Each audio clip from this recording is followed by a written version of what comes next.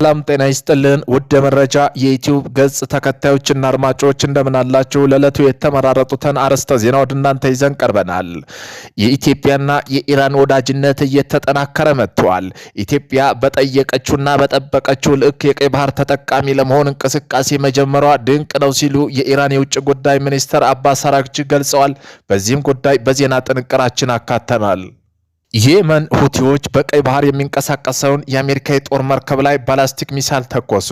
የሁቲ ታጣቂዎች ቃል አቀባይ በሰጡት መግለጫ በቀይ ባህር ደቡባዊ ክፍል የምትገኘውን ዩኤስ አብርሃም ሊንከን የተሰኘ የአሜሪካ አጥፊ መርከብ በጸረ መርከብ ባላስቲክ ሚሳይል መምታታቸውን የተናገሩ ሲሆን ሴትኮም ሚሳይሉ በአየር ላይ መክሸፉን ገልጿል። በዚህም ጉዳይ በዜና ጥንቅራችን አካተነዋል። በሳውዲ አረቢያ የነጅራን አውሮፕላን ማረፊያ ላይ የድሮን ጥቃት መፈጸሙን ሁቲዎች አሳወቁ። የየመኑ ሁቲ አማጽያን ቡድን በደቡብ ሳውዲ አረቢያ የሚገኘው የነጅራን አውሮፕላን ማረፊያ ስሱ ስፍራ ላይ የድሮን ጥቃት ማድረሳቸው ተገልጿል። በዜና ጥንቅራችን አካተናል። የዜና ክፍል ስናልፍ ህወሓት እንዳሰበው ጦርነት እየሄደለት አይደለም። ሁመራን ለመያዝ ከዛ መንግስት በሁመራ ሲጠመር በራያ በኩል መንግስትን ማስጨነቅ ከዚያ በሁሉም አቅጣጫ ማጥቃት በሚል ህልማዊ መላምት የተነሳ ህወሓት ግና በጉዞ በዝግጅት ላይ ያለ በድሮና በአየር ኃይል ተደብድቦ ወደመ። የተረፈው ወደ ሱዳን ተመልሶ ሸሸ። ህወሓት የመንግስት ጦር እግረኛ ወደ ትግራይ እንዲገባ በጣም ፈልጎ ነበር፣ ገፋፍቶ ሞክሯል፣ ግን አልሆነለትም። በዚህም ጉዳይ በዜና ጥንቅራችን አካተናል። የዛራ ሚዲያ ባለቤት የሆነው ስታሊን ገብረስላሴ በአርበኛ አስረስ ማረ ላይ ጠንካራ ዛቻና ማስጠንቀቂያ ሰንዝረዋል። አርፈ ተቀመጥ አለበለዚያ እንገጥምሃለን ሲል ገልጿል። ለዚህ መካረር መነሻ የሆነው ደግሞ አርበኛ አስረስ ማረ ከህወሓት ጋር ያላቸው ትብብር በተመለከተ በሰጡት ገለጻ ነው። በዚህም ጉዳይ በዜና ጥንቅራችን አካተናል። እነዚህን የመሳሰሉ አርዕስተ ዜና ወደ እናንተ ይዘን ቀርበናል። ቤተሰብ ለመሆን ላይክ፣ ሸር፣ ሰብስክራይብ ማድረግዎን እንዳይረሱ። ወደ መጀመሪያ የዜና ጥንቅራችን ስናልፍ ኢትዮጵያ በጠበቀችውና በጠየቀችው ልክ የቀይ ባህር ተጠቃሚ ለመሆን እንቅስቃሴ መጀመሯ ድንቅ ነው አሉ የኢራን የውጭ ጉዳይ ሚኒስትር ሰይድ አባስ አራግቺ።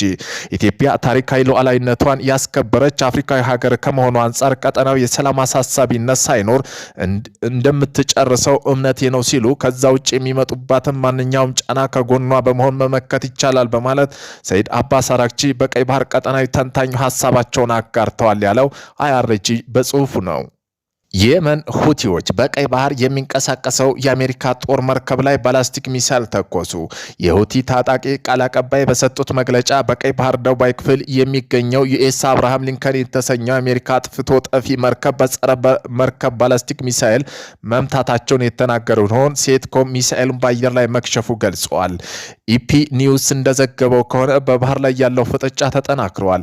ይህ የሁቲ የሚሳይል ጥቃት በየመናዊ በኩል በአሜሪካ የጦር መርከቦች ላይ የሚያደርገው ቀጥተኛ ወታደራዊ ግፊት የሚያሳይ ሲሆን የአሜሪካ ጦር ደግሞ አየር መከላከያ ስርዓቱን በመጠቀም ጥቃት ማክሸፉን አስታውቋል።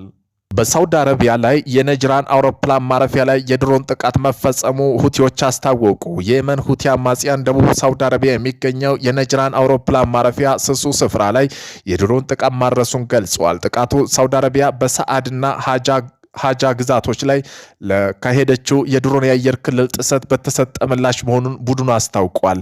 ከሐምሌ ወር አጋማሽ ጀምሮ በሰንዓን አውሮፕላን ማረፊያ ላይ ውጥረት ምክንያት የግጭቱ መጠን እያየለ መጣ ሲሆን ሁቲዎች በሳውዲ አረቢያ ነዳጅ ጫኝ መርከቦች ላይ ተቋማት ላይ ጥቃት በማድረስ ባህር ላይ እገዳ መጣላቸውን ገልጸዋል። ሳውዲ አረቢያ የሚመራው ቅኝት በአንጻሩ አየር ድብደባ በመሰንዘር ምላሽ እየሰጡ ይገኛሉ። የሩሲያ የጦር መሳሪያ ቀውስ ሞስኮ ዘመናዊ ሚሳኤል ክምችቷን ጨርሳ በውጭ ሀገራት ላይ ጥገኛ ለመሆን መገደዷ ተገለጸ። ሩሲያ እያካሄደች ባለው ከፍተኛ አየርና የባላስቲክ ሚሳኤል ድብደባ ምክንያት ከፍተኛ ጥረት ያላቸው ዘመናዊ ሚሳኤል ክምችት ከፍተኛ ፍጥነት እየጨረሰ መሆኑ ወታደራዊ መረጃ ምንጮች ገልጸዋል። የሀገሪቱ የጦር መሳሪያ ፋብሪካዎች በቀንም ሆነ በሌሊት ያለ እረፍት ቢሰሩም ጥቃቱን ለማስቀጠል የሚያስፈልገው ያህል ሚሳኤል በፍጥነት ማምረት አልቻሉም።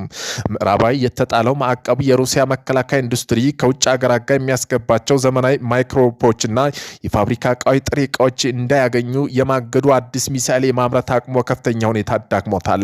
በዚህ ምክንያት ዘመናዊ ሚሳኤሎች እጥረት ያጋጠመው ወታደራዊ እቅድ አውጪ የታዩ ደሱት የቆዩ የሶቪየት ዘመናዊ ሚሳኤሎች ከውጭ ሀገራት የገዟቸው መሳሪያ በመጠቀም ጥቃታቸውን ለማስቀጠል ተገደዋል።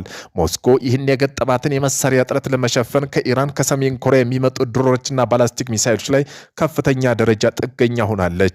ይህ ቀጣይ ዘመናዊነት ያለው የቴክኖሎጂ የማምረት አቅም እጥረት፣ በምዕራባዊ ማዕቀብ የተወጠረው የሩሲያ መከላከያ ዘርፍ ረጅም ጊዜ ወታደራዊ አቅሙ ማስቀጠል እንዳይችል ከፍተኛ ስጋት ደቅኖበታል ሲሉ የጦርነት ጥናት ተቋም ወይም የአሜሪካ የብሪታንያ የመከላከያ ጎዳና መረጃ ምንጮች ገልጸዋል። ህዝባዊ ወያኔ ሓርነት ትግራይ ህወሓት እንዳሰበው ጦርነት እየሄደለት አይደለም። ሁመራን ለመያዝ ከዛም መንግስት በሁመራ ሲጠመር በራያ በኩል መንግስት ማስጨነቅ ከዛም በሁሉ አቅጣጫ ማጥቃት በሚል ህልማዊ መላመት የተነሳ ህወሓት ገና ጉዞ ዝግጅት ላይ እያለ በድሮና በአየር ኃይሉ ተደብድቦ ወደመ። የተረፈው ወደ ሱዳን ተመልሶ ሸሸ። ህወሓት የመንግስት ጦር እግረኛ ወደ ትግራይ እንዲገባ በጣም ፈልጎ ነበር፣ ገፋፍቶ ሞክረዋል። መንግስት እስካሁን በአየር ላይ የሚደረጉ ጥቃቶችን ከመከላከል ያለፈ ምንም አይነት እርምጃ አልወሰደም። ህወሓት ቀስ እያለ በዝግታ እየሞተች ነው። በሸሬና በኩል የአማራ ፋኖ ጎንደር ክፍለ ጦር ህወሓት እንዲቀላቀል ግፊት አድርጌ የነበረ ቢሆንም ፋኖ ከህወሓት ጋር በምንም ሊተባበር እንደማይችል ወልቃይት ላይ ሰፍሮ አሳይተዋል። ህወሓት በየቀኑ በየሚዲያው ቢጮህም መንግስት ጸጥ ብሎ ስራውን እየሰራ ይገኛል። በአጠቃላይ ህወሓት ውዥንብር ውስጥ ገብቶ ግራ ገብቶታል። የዛራ ሚዲያ ባለቤት የሆነው ስታሊን ገብረስላሴ በአርበኛ አስረስ ማረ ላይ ጠንካራ ዛቻና ማስጠንቀቂያ ሰንዝረዋል። ይህ የሆነበት ምክንያት አርፈ ተቀመጥ አለበለዚያ እንቅጥምሃለን ሲል በስታሊን ገብረስላሴ የተሰነዘረ ዛቻ ነው። ለዚህ መካረር መነሻ የሆነው አርበኛ አስረስ ማረ ከህወሓት ጋር ያላቸው ትብብር በተመለከተ ገለጻ ሲሰጡ ነው። ወልቃይትና ራያ አማራ ናቸው፣ ለ27 ዓመታት ያጣናቸውን በጉልበት ስለተነጠቅን በቂ አቅምና ድርጅታዊ ዝግጅት ስላልነበር ነው በማለት መናገራቸውን ተከትሎ ነው።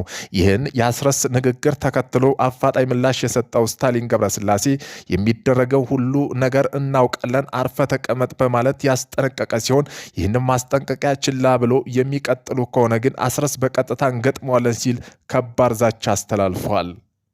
የአሜሪካ የጦር ሰፈሮች ገና በጧቱ ችቦ ለኮሰዋል። ኢራን የመጨረሻ ያለችውን እርምጃ በመውሰድ የምትገኝ ሲሆን ካልደፈረሰ አይጠራም መርህ እያከበረች ትገኛለች።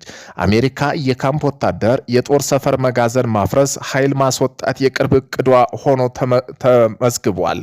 ቀጠናው ውዥንብር ውስጥ ሊያበቃ ከጫፍ እየደረሰ ያለ ይመስላል።